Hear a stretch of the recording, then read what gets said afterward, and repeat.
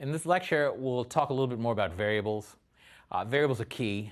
Variables, just like in algebra, you need variables to write code.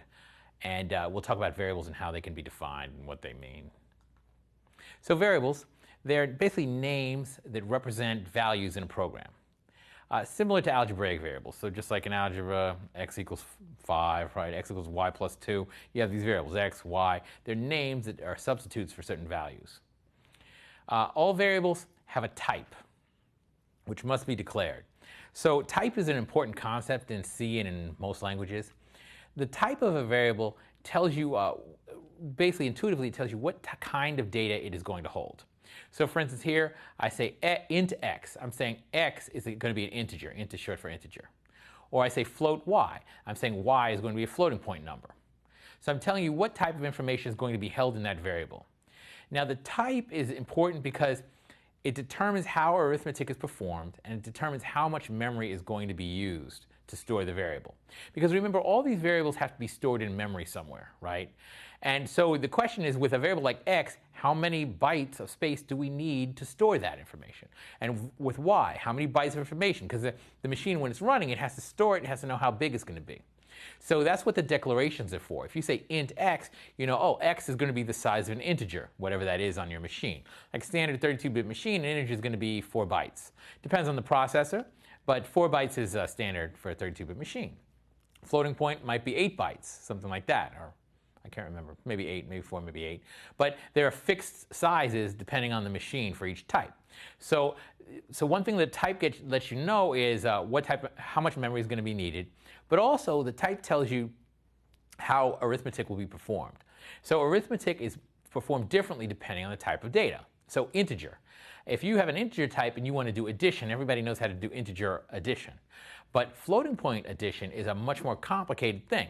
So if you want to do floating point addition, you use, actually what happens inside the hardware, inside the microprocessor, is there's often a floating point unit, a dedicated piece of hardware just there to do floating point operations. And it is separate than the integer operators. So you'll have an integer ALU, arithmetic logic unit, which performs integer addition. And then you'll have some floating point unit that does floating point operations. And so depending on the type, you're going to have to send that data to a different piece of hardware to do the operations that need to be performed. Or like floating point division is a whole other thing. You have a special floating point divider unit, which is definitely different than, say, an integer divide. So that's why typing is needed. You need to know what type all the variables are going to be. And so in C, you have to declare the type. So before you use a variable, you have to declare it. So before you can use x in your program, you have to say int x semicolon somewhere, or float y semicolon, something like that. So that's what variables are. You've got to declare them in C.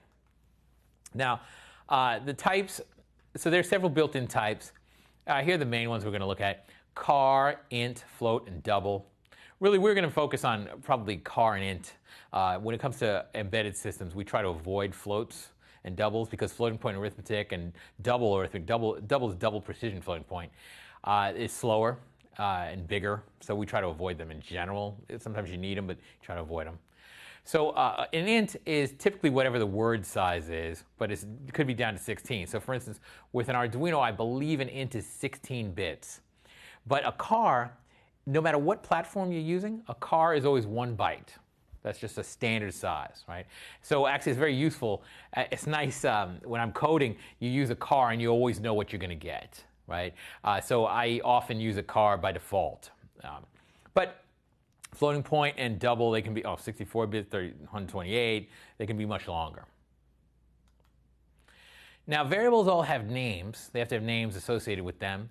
It's just a sequence of visible characters. There are some limits. For instance, it has to start with a non-numerical character. So you can't. You can have int testvar1. That's legal because it starts with a T. But you can't have int 1 testvar because it starts with a 1, right? So that's not legal. You can't have any variable names that are C keywords, if, else, while, that sort of thing. So there are some limits on variable names, but you have wide discretion in what your name's going to be. Thank you.